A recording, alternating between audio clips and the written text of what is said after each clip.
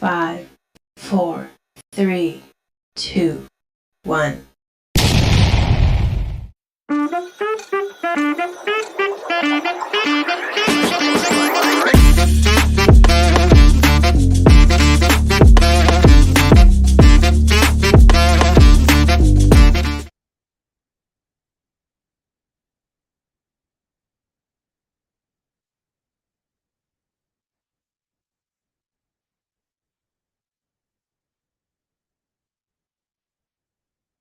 Oke, Assalamualaikum warahmatullahi wabarakatuh. Selamat malam, perkenalkan nama saya Andreas Pesi Hombing, NPM 2210100006 kelas 5B. Di sini saya akan mempresentasikan tugas UAS DOE. Di sini ada dua soal yang akan saya jawab. Yang pertama soal 1 yang tertera pada gambar berikut ini, di mana ada 6 pertanyaan, yaitu pertanyaan A, B, C, D, E, F yang akan saya jawab. Untuk jawaban nomor 1,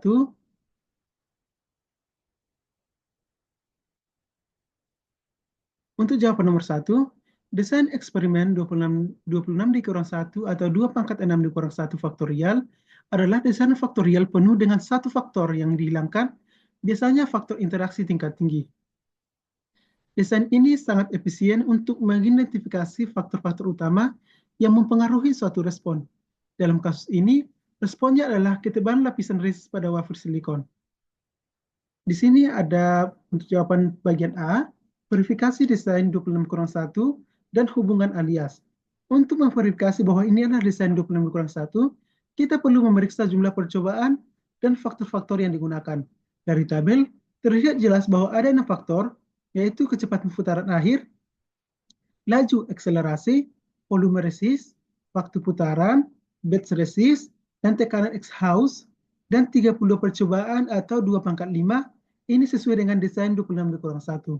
Sementara untuk hubungan alias, dalam desain faktorial fraksional seperti ini, efek utama dari suatu faktor seringkali teraliaskan dengan interaksi tingkat tinggi dari faktor-faktor lainnya. Hubungan alias ini terjadi karena jumlah percobaan kurang dari jumlah efek yang mungkin. Untuk menentukan hubungan alias yang spesifik dalam desain ini, diperlukan analisis lebih lanjut menggunakan software statistik seperti Minitab.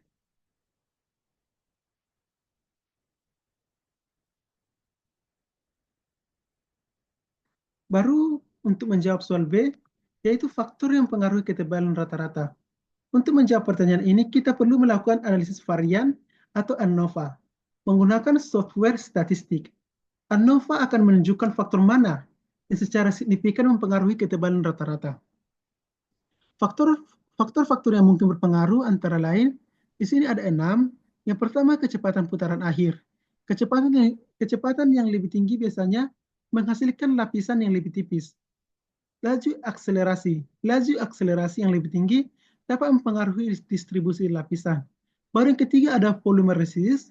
Secara intuitif, volume yang lebih besar mungkin menghasilkan lapisan yang lebih tebal. Tetapi, hasil eksperimen mungkin berbeda. Yang selanjutnya ada waktu putaran. Waktu putaran yang lebih lama dapat memungkinkan pelarut menguap lebih banyak, sehingga menghasilkan lapisan yang lebih tipis. Baru yang selanjutnya, batch resist. Variasi antara batch resist dapat mempengaruhi sifat-sifat lapisan. Tekanan yang selanjutnya, tekanan X-House. Tekanan X-House yang lebih tinggi dapat membantu menghilangkan pelarut lebih cepat. Dan untuk bagian C, yaitu implikasi praktis dari volume resist. Jika volume resist tidak memiliki pengaruh signifikan terhadap ketebalan rata-rata, maka proses dapat lebih fleksibel dalam memilih volume resist tanpa harus khawatir akan dampaknya pada ketebalan lapisan. Ini dapat menyederhanakan proses dan mengurangi biaya. Jika volume penahan yang diterapkan mempunyai pengaruh yang kecil terhadap ketebalan rata-rata, hal ini mempunyai implikasi praktis yang penting, yaitu yang pertama untuk mengurangi variabilitas proses. Dapat menyederhanakan proses dengan menggunakan rentang volume yang lebih luas tanpa berdampak signifikan pada ketebalan akhir. Hal ini mengurangi kebutuhan akan kontrol volume yang tepat, yang berpotensi menghasilkan penghematan biaya dan meningkatkan ketahanan proses. Baru yang selanjutnya peningkatan fleksibilitas. Proses menjadi lebih fleksibel memungkinkan variasi dalam penerapan ketahanan tanpa mempengaruhi parameter keluaran kritis atau ketebalan rata-rata.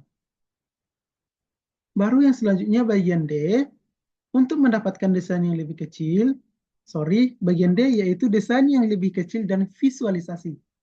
Untuk mendapatkan desain yang lebih kecil, kita dapat melakukan analisis utama atau main effects plot dan plot interaksi. Plot-plot ini akan menunjukkan faktor yang memiliki pengaruh paling signifikan terhadap respon. Faktor-faktor yang tidak signifikan dapat dihilangkan dari desain. Baru selanjutnya, variabilitas ketebalan. Untuk menganalisis variabilitas ketebalan, kita dapat menggunakan rentang atau range sebagai metrik dengan melakukan ANOVA pada rentang. Kita dapat melihat faktor mana yang paling mempengaruhi variabilitas lapisan. Baru bagian F, rekomendasi untuk proses. Berdasarkan hasil analisis, proses dapat membuat rekomendasi untuk mengoptimalkan proses spin coating. Rekomendasi ini dapat mencangkup yang pertama, pengaturan parameter, menentukan nilai optimal untuk faktor-faktor yang signifikan. Baru yang kedua, kontrol proses, menerapkan kontrol statistik untuk menjaga proses tetap stabil dan konsisten.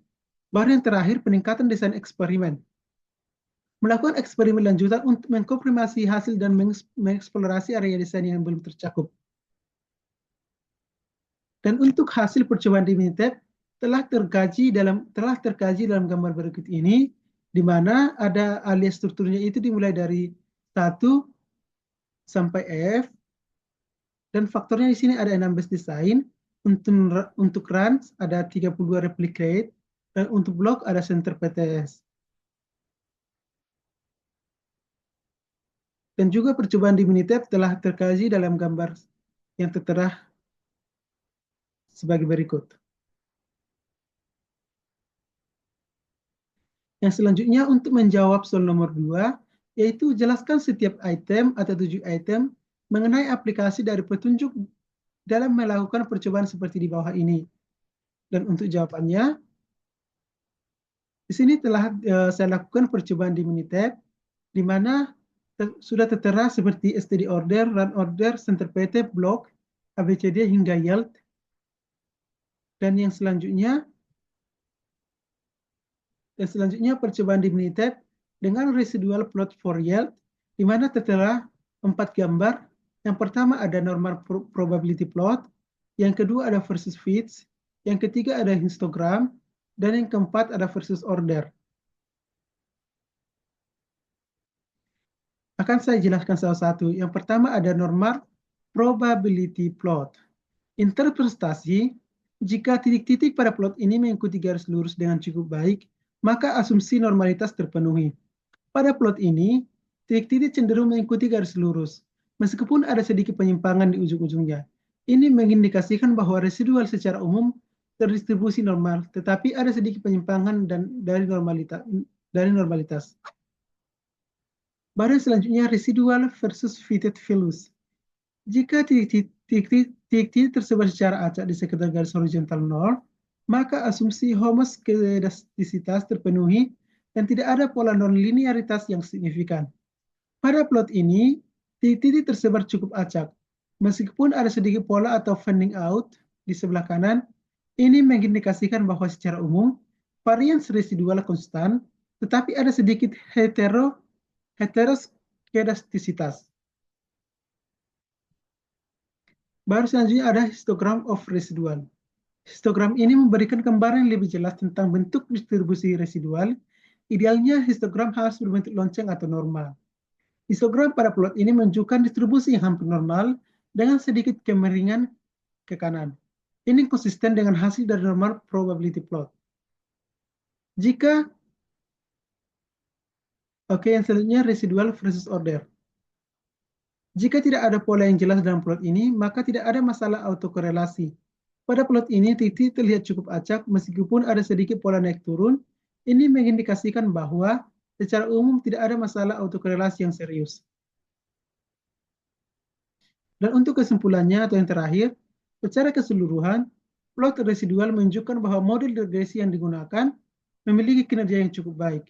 asumsi normalitas dan homoskedastisitas sebagian besar terpenuhi meskipun ada sedikit penyimpangan. Tidak ada indikasi yang kuat tentang adanya pola nonlinearitas atau autokorelasi.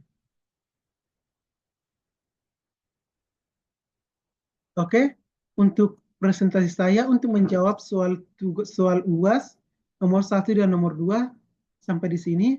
Terima kasih. Saya akhiri dengan wassalamualaikum warahmatullahi wabarakatuh. Selamat malam.